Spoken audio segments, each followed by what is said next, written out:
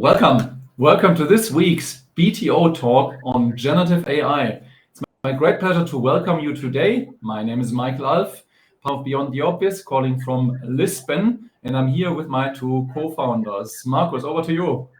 Hello, everyone. Markus Keiper, professor at the National University here in Singapore, where we always have nice weather. I'm curious about Rob's mood today, since he said he had a lovely sunshine day in London last week. We are here to help you to get started in the Gen AI game, and we will have amazing information for you today. Rob. Yes, thank you, Markus. Rob Thurner in a sunny London today, I'm pleased to see. So upbeat and looking forward to our session. So I run the Digital Disruption Program for Cambridge Judge Business School and work with clients and business schools on the Gen AI and disruption subjects. Now, Michael, we normally start these sessions with an update on the big tech news. It's coming thick and fast. So anything you'd like to call out this week, following up on our DeepSeek session last week? Yeah, thank you, Rob. And again, this week is difficult because there's more than one big thing happening. Yeah, we could go on actually just half an hour on app updates and news. So we carefully selected one which also leads us into the conversation, into the discussion straight away. And this is tech news, and it's in the area of, fake and deep fake. And there is a new model slash player. It's called OmniHuman by Bytedance, so the mother company of TikTok. It's amazing. It's incredible what is possible. Out of one image, it creates basically movie sequences. And not only that, the gesture, the hand movements become so realistic. The lip movement is synchronized to the text on a level which we've never seen before. So if you see those movies stand alone, you would not be able to tell if it's real or not. So we are really getting there to the Turing test, which is exactly around that. So you have this conversation with this AI, and it's so realistic that you can't make this distinction, which in itself is a kind of again another technical wonder. But of course, and that's the discussion now, handing it back to Markus, kind of what comes up for you when you hear that? Well, I have a question. Can you share some of this? Can we see something in the video? Yeah, so I can... Whilst you do that, so we will have a conversation about what it means for you in terms of marketing, in terms of internal communications, in terms of competitor activities, and Rob, Michael, and I will talk about that. But Michael, talk us through. Yes, and so we have here, and again, reach out when you want to have that link. Here's basically the paper, a white paper, if you are interested, how it actually works. Most of you are not, and I'm also partially only interested in it. Because it's really wonder and scientific wonders. But you have here examples. A lot of examples. You have talking, you have diversity topics. So you have half body cases. And when I click on one, more focus on the gesture here. I work of the when I get the accolades, when I go in fleets and flights, and when people say that they have read my autobiography or they have read my books, then I understand that what so you see just from looking at it how realistic kind of the combination is. It fits all together. It feels so naturally. And these are all fakes. There is nothing there. There might be the photo of the guy actually. Yes, that is real. But the sequence which we're seeing here is not real. And you have then here, for example, the musicians. Look at kind of how realistic it looks when she's playing the piano without hearing her sing. But you can see kind of the head movement, the finger movement, and how realistic that is. Or this little guy. 你们是怎么发现我的？ See again, 虽然我知道这样说有点不合适，但是 how it works. 为了你们的健 So 康 that's 着 a couple 想， of 希望你们 examples. And with that, handing back to you, Markus. Yeah, so if you don't get excited, you should. because what Michael is showing here is that they basically had one photo, for example, of Taylor Swift, and they created a video of this singer on the piano, which might look like Taylor Swift, and it has absolutely nothing to do with her. So I will talk about the positives, and then I will hand over to Rob maybe to give us some other views of this. Positives are that you can create a video about your product or your service or your company in-house within a very, very short period of time, and it will look very professional, and no one will be able to call it out whether this has been done by an agency in a process over a week or a month, or whether you have done it on a Friday evening over a glass of juice and you created it yourself. You can also do that for marketing campaigns. You can create something longer and say, I have tested this product and it looks fantastic, and therefore I recommend it. You can then upload it into social media channels like TikTok and YouTube and others. So basically, imagine you become your own marketing and communications manager, and you can do all the good things you want to do for your product, brand, or company.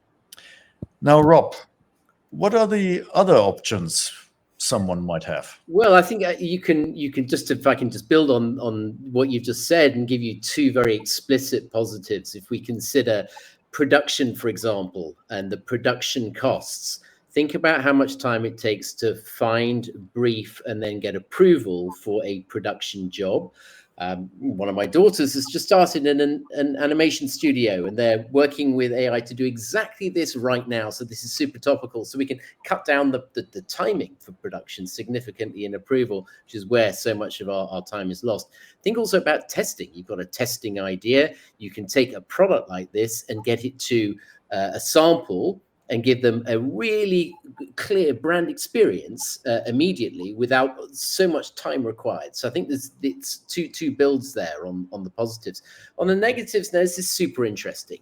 Number one, IP. We consider that the production of the asset, whether it's a video or an audio, that resides at the moment with the artist. If we're able to produce those, then that causes some significant questions around, well, who really owns that IP and how do we protect that IP? There's some big issues going through Parliament in the UK right now. This is an EU level debate as well.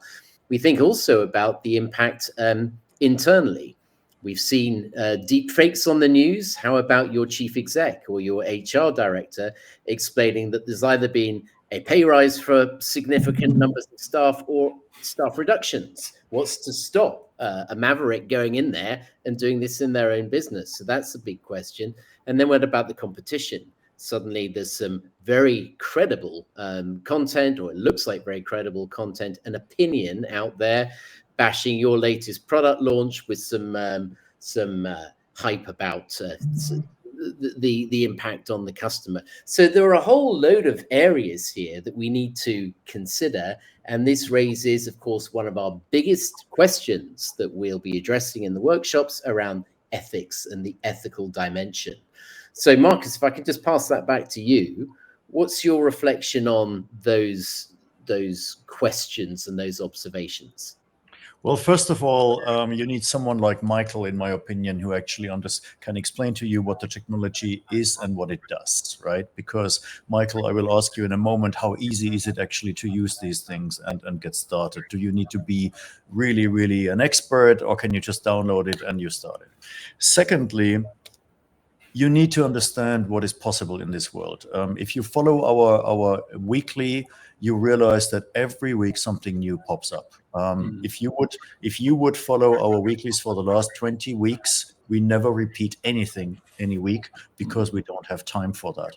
And we always say that we try to be on top of it. It's impossible.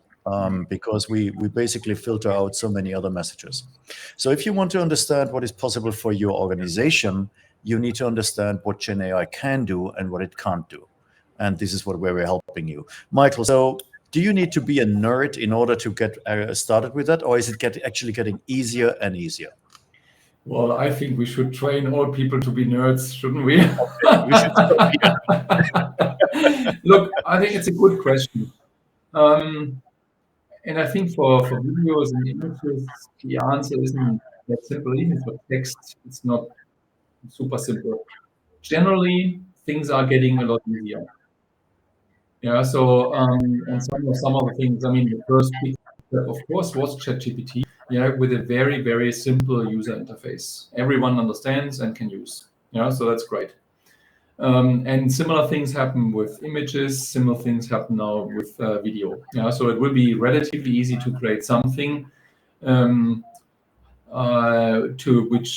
then comes out of kind of these models. The challenge will be to produce actual quality. Yeah, so there is still an art in producing quality text, even if ChatGPT or any of the other models are doing a lot of the work for you.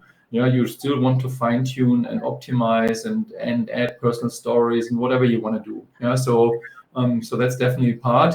It's even harder on the images and the movie side. I mean, when you look at some of the things which are already possible, they are mind-blowing. With what people produce with AI, complete movie stories, but that's real art, and that's not a Friday night. Yeah, that is actually weeks of work. Yeah, and of experts who know how to kind of this composition of colors, of tones, of kind of how you do a movie. Yeah, so that remains. So to answer your question, Markus, yes, it gets easier. More people will be able to do it, and the standards will rise significantly as well at the same time. Excellent. I guess we can wrap it up with this week. The speed. I have learned something very interesting over the last couple of weeks, and that is that if you believe the speed is fast right now, we are at the slowest change of lifetime now, because tomorrow will be faster. And therefore, we only want to encourage you to stay up to date together with us and in our workshops, because even the content of our workshops, and Michael and Rob are testament to that, is changing every week.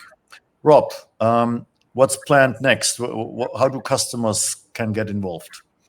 Well, I think we've got ongoing advice we can be giving you in these sessions. Please, if you haven't done so, sign up for our newsletter. You'll see the QR code on the screen here. And for one of our workshops and the simulation we're running, Maverick Simulation, please get in contact. Ethics is one of the big issues that we'll be covering there. And we'll be looking at different scenarios and just testing you to think through the implications of this in terms of building trust within your organization, of course, which is fundamental to getting buy-in and really getting traction. So with that, thanks so much for your time today. And we will look forward to seeing you for our next live next week. Bye for now.